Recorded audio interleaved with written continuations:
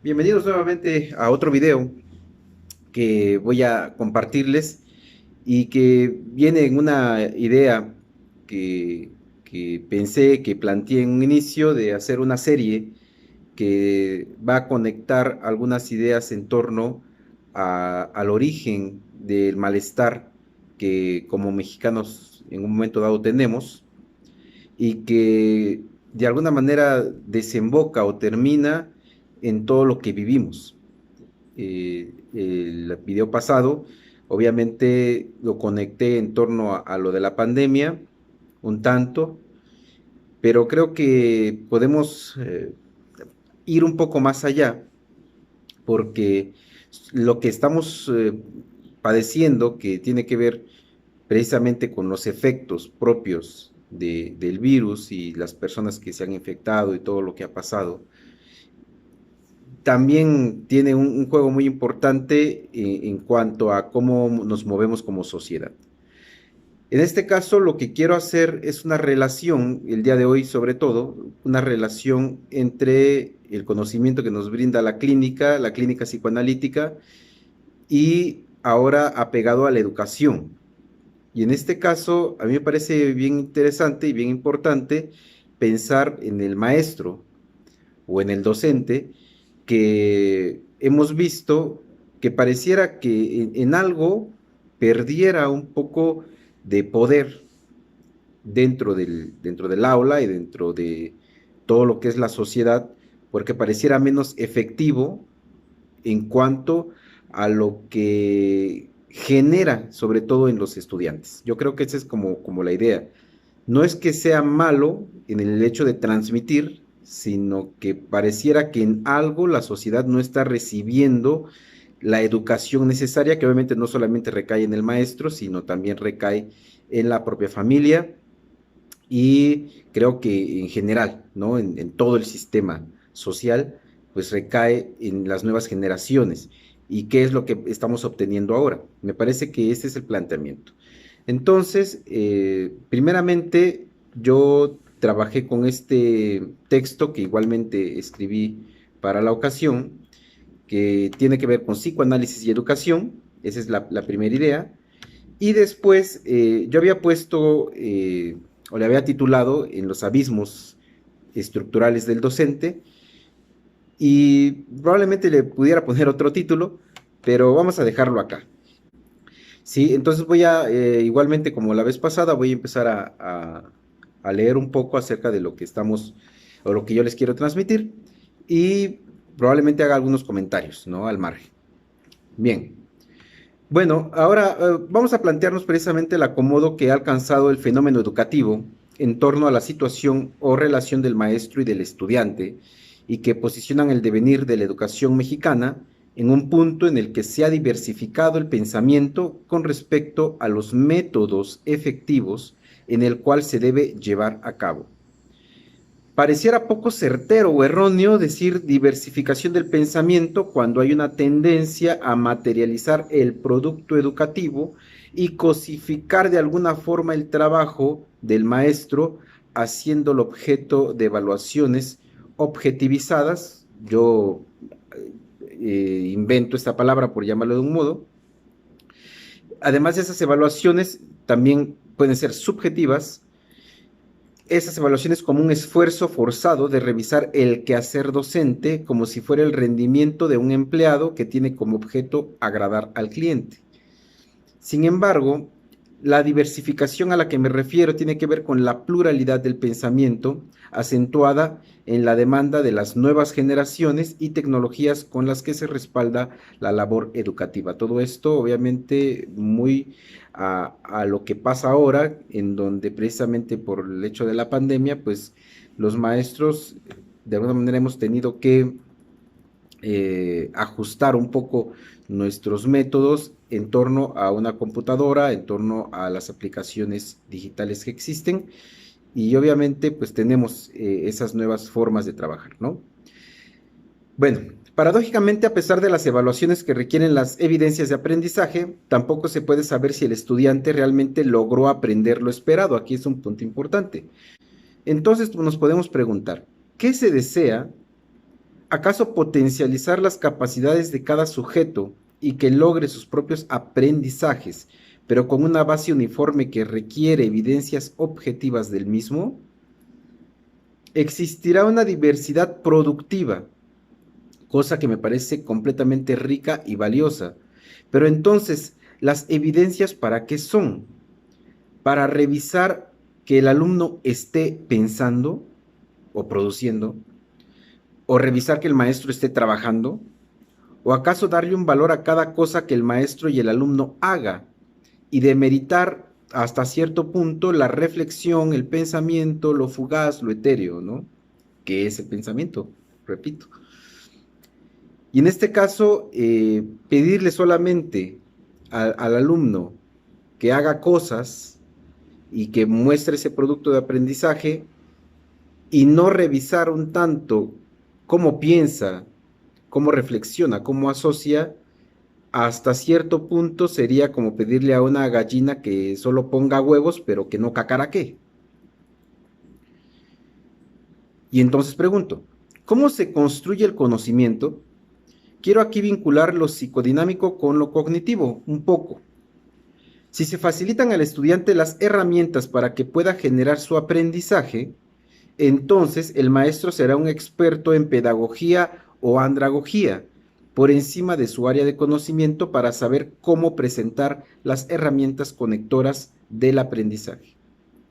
Lo más importante se vuelve entonces la actividad de aprendizaje, importando menos lo que se aprende. El aprendizaje lo piensan como un resumen de actividades que un estudiante hace, pero sin penetrar en lo absoluto en sus abstracciones o conexiones internas que permitan reconocer ese conocimiento.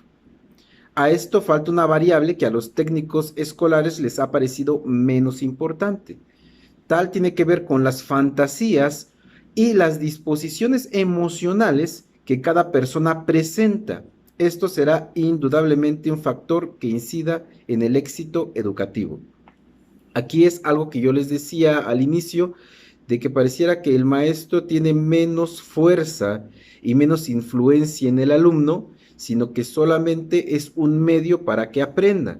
Entonces, de repente, el maestro deja de tener esa posibilidad de transmitir algo desde la subjetividad conectado con lo concreto del aprendizaje, de lo que se aprende, deja de tener como un peso específico en eso.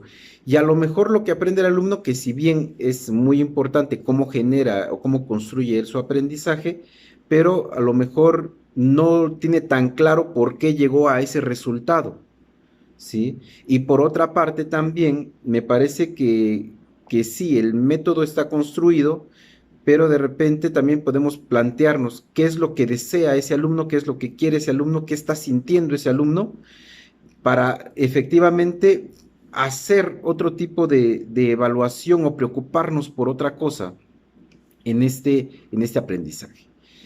Me parece que la búsqueda de soluciones y explicaciones de la psicología educativa no es ajena a los laberintos formados por la psicología clínica. Aquí nos encontramos en un punto de unión. ¿Por qué pasa esto? Porque evidentemente una depresión es análoga a un fracaso escolar. La angustia puede ser semejante a la falta de rendimiento o un trastorno disocial equivalente al abandono escolar.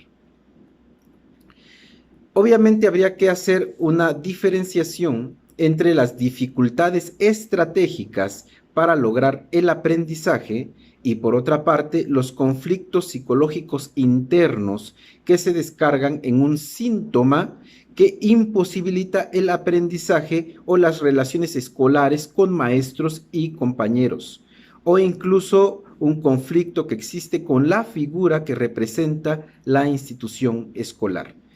Entonces, pareciera que todos los problemas en la escuela los queremos derivar directamente a que hubiese un problema de índole educativo, cognitivo o de aprendizaje, no sé si memorístico o cualquier otro tipo de proceso cognitivo.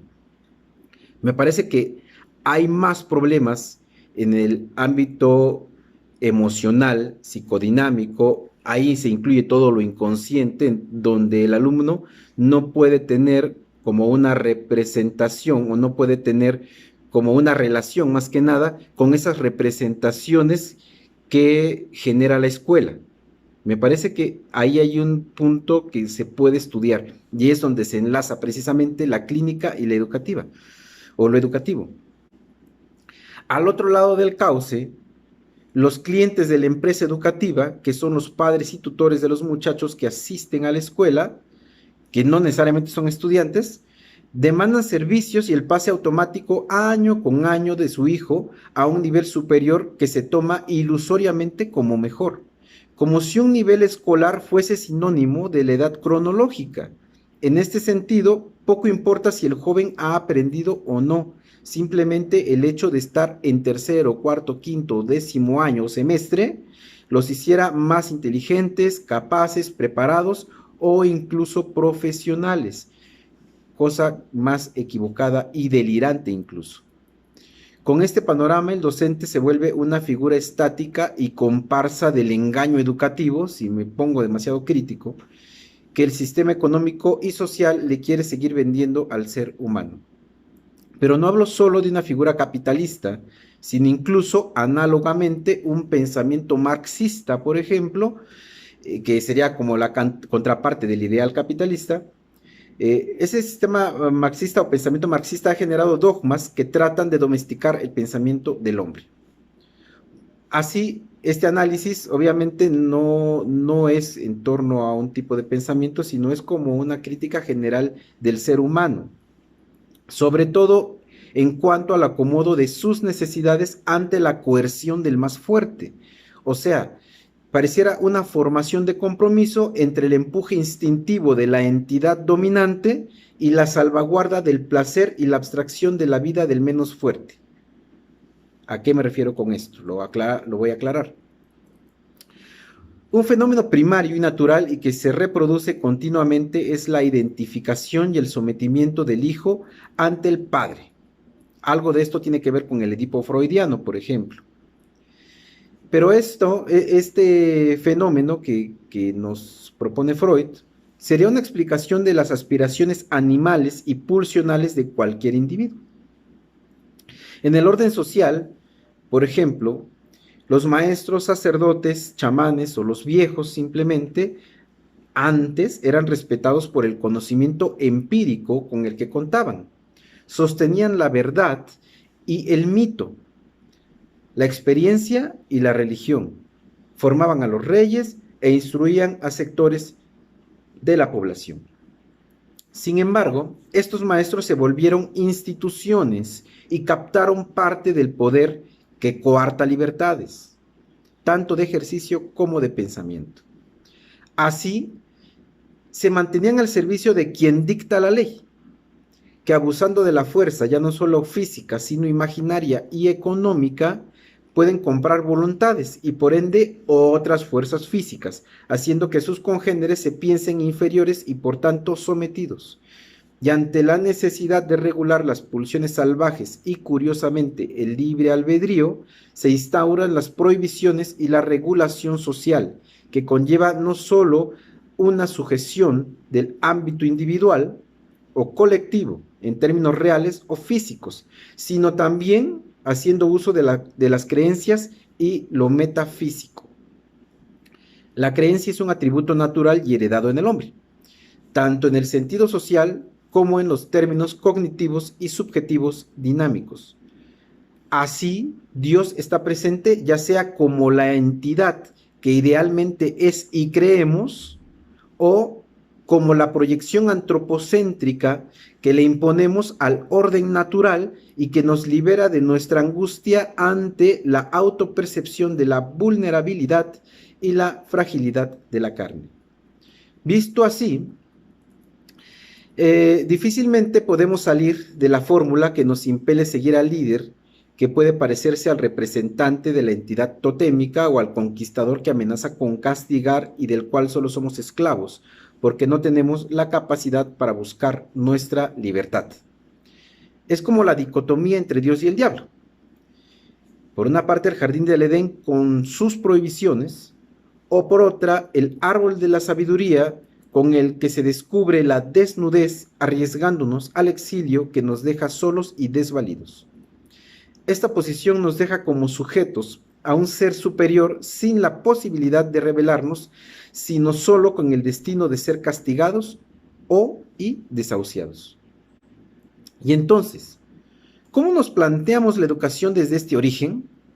Nos podemos preguntar, ¿la educación para qué es? ¿Cuál es el poder que otorga?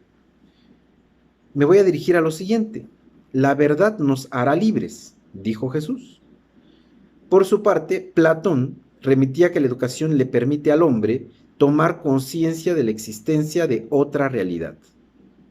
En definitiva, el saber expande la percepción y la capacidad humana de reconocer lo que yace fuera de sí. Pero, como lo he dibujado hasta ahorita, las sociedades han vuelto a la educación en un instrumento de dominio y de imposición de ideas, de creencias y comportamientos. Lo cristiano, acomodado convenientemente para los que detentan el poder, ha sido un arma de dominio y represión. Lo platónico, una forma de racionalizar e intelectualizar lo natural. La escuela actual no ha podido borrar esa herencia. Y sobre todo hay que pensar que la escuela es una abstracción del pensamiento humano. El docente es entonces un heredero maltrecho de la figura abstracta, histórica e idealizada del maestro. Es a quien se le ha encargado el transmitir el conocimiento a las representaciones idealizadas y narcisistas de los clientes, que a su vez son los esclavos de un sistema que les vende ilusiones a cambio de no pensar en otras opciones de vida. Obviamente, todos estamos enrolados en esto y ajustamos la realidad en tanto la conformamos y la acordamos y obtenemos beneficios de la misma. Pero el sufrimiento de muchos no se queda de lado. Y es ahí donde siempre recae el cuestionamiento de la realidad, porque el desafortunado es quien piensa. El hambre y la soledad alimentan la mente y sus alcances. En el hijo recaen las expectativas del padre. Es objeto de su satisfacción y es un brazo extendido y disociado de su narcisismo. Y además de la herida de este. De ahí las compensaciones que se hacen a través de los hijos y que los padres buscan para satisfacer sus culpas o sus deficiencias. Se busca alcanzar con ellos lo que el progenitor no encontró. La resignación cae pronto cuando el hijo da cuenta de sus propios impulsos, de sus propias fantasías y capacidades, y asimismo sintomáticamente muestra, debido a que recaen sobre él, el conflicto de la relación neurótica de los padres. La escuela se vuelve entonces en el encubridor o el comodín de la insuficiencia parental. Se le reclama a la institución y a sus encargados la educación que en casa no se halla. Ante su deficiencia se proyecta la frustración. Y el docente es el receptáculo de la agresión paterna o la frustración materna. Estos impulsos y sentimientos en relación con lo social. Por tal motivo, el poseedor de la empresa, el que se ha identificado con el poder, le exige al maestro contribuir con el negocio y satisfacer las demandas de sus clientes, haciéndoles creer que sus hijos avanzan en el sendero idealizado de la educación para así contener y complacer los deseos perdidos en las 2 o 3 valencias de la palabra. Casi para acabar, los muchachos que reproducen inconscientemente el malestar de su sociedad son precisamente los que sostienen el goce o el síntoma del docente. Yo lo digo así. Por una parte, este deposita su infantilidad en el pupilo, o sea, el docente tiene que, más que nada, el docente transita un poco en su propia infantilidad, y esto lo apego un poco al desarrollo psicosexual freudiano. ¿Sí? ¿Por qué lo digo? Hay en esta condición de ser docente algo de la oralidad que puede llegar a tener un bebé, ¿no? O sea, en cómo proyectamos, aquí hay una cosa bien simbólica, cómo proyectamos, cómo nos identificamos, cómo escupimos las palabras, cómo nos tragamos las frustraciones, cómo llegamos a fantasear y cómo nos entregamos a la fantasía con los niños, ¿no? Cómo nos permitimos ese conocimiento y cómo facilitamos el conocimiento en tocar, en sentir, ¿sí? En la otra etapa, que es la anal, cómo también el docente tiene que ver algo en torno a retener, en torno a expulsar, en torno a ordenar y a ensuciar, por ejemplo. Y la genitalidad fálica en su exhibición o escenificación, en sus capacidades histriónicas, por ejemplo, de un maestro, en la turbación que tiene, en el empoderamiento, en la exaltación del poder fálico, en la enseñanza del nacionalismo, así como una identificación edípica y las prohibiciones socializantes. Y por otra parte, cuando el curso acaba, los alumnos se convierten en un superyo crítico que evalúa y castiga todas aquellas medidas que el docente llevó a cabo, así como a la persona total del mentor si es que no cayó bien en las idealizaciones del estudiante, o acaso tampoco embonó en la conflictiva ambivalente o del conflicto de autoridad con la que vive. Todo esto adjunto a las capacidades didácticas e intelectuales que fueron percibidas por el yo consciente del estudiante, pero que sin duda pasan por la crítica, justa o no, de su ideal del yo. Las cuentas que el docente entrega a la institución le valdrán un nuevo contrato o un regaño, unos cursos tal vez, algún ascenso o el demérito que le llevaría a la salida de la institución. El maestro ya no ostenta la sabiduría y el conocimiento, y mucho menos el respeto. Dramáticamente pareciera ahora un instrumento de entretenimiento, una niñera, un guardián de los intereses económicos de otro sujeto, o en el mejor de los casos, el instructor que además de enseñar ciencia y literatura, trata de suplir a la autoridad parental, enseñando disciplina y valores que en casa han ido por otros cauces. Otros maestros se pelean con la institución y se han convertido en un peligro de las nuevas disposiciones para mantener la calidad y el orden. Algunos de estos pudieran convertirse en los más respetados, quienes se ganan el cariño y conservan la investidura añeja del maestro, o son los que desertan o son corridos por la subversión con la que afrentan al sistema y afrontan la vida. Hasta aquí estas reflexiones, si repito lo inicial, y yo creo que es el planteamiento, cómo el docente puede empoderarse, si usamos esta palabra, para ser más efectivo en lo que quiere transmitir. ¿Cómo nos podemos desligar tantito de las obligaciones administrativas que tenemos ante una institución para poder realmente ser mucho más edificantes y podamos realmente educar a los muchachos que van a conformar también una nueva sociedad en un futuro cercano? Y cómo realmente el maestro forma parte de una sociedad que necesita ser mayormente educada. Y ahí recaemos nuevamente con toda la situación del coronavirus. Me parece que vemos continuamente en el Facebook o lo oímos de viva voz, cómo pareciera existir una falta de educación en las personas en torno a su propio cuidado y al cuidado de los demás. Entonces pareciera que no estamos lo suficientemente educados. Entonces necesitamos hacer que los maestros y los padres de familia puedan tener más poder, no en lo coercitivo, pero sí como en lo que podemos transmitir y que sea de beneficio en los muchachos. Y tenemos que jugar otro ritmo en la sociedad, otro papel en la sociedad, no solamente como aquellos que vamos a cumplir las órdenes de un otro, sino que tenemos la capacidad para pensar y tener otro tipo de criterios, que por eso digo, desligándonos un poco a las obligaciones institucionales, creo que podemos dejar otro tipo de mensajes que a los niños les puedan servir y a los muchachos les puedan servir para tener nuevos criterios, mucho más éticos sobre todo, y que les permitan tener un mayor cuidado de sí mismos y de los demás. Hasta aquí dejo este video, espero les lleguen esas reflexiones y puedan generar sus propias conclusiones sobre todo, y si tienen algún comentario pues lo pueden dejar ahí en el correo electrónico o donde ustedes puedan ver este video. No se trata de necesariamente de plantar esto como como lo real, total, ¿no? Sino como una propuesta que nos pueda permitir pensar un poco más en esas condiciones que estamos viviendo. Espero tener otro video más adelante y donde hable un poco más acerca de algunas cuestiones de interés clínico y que nos puedan acompañar en esto. Pues muchas gracias y nos vemos pronto.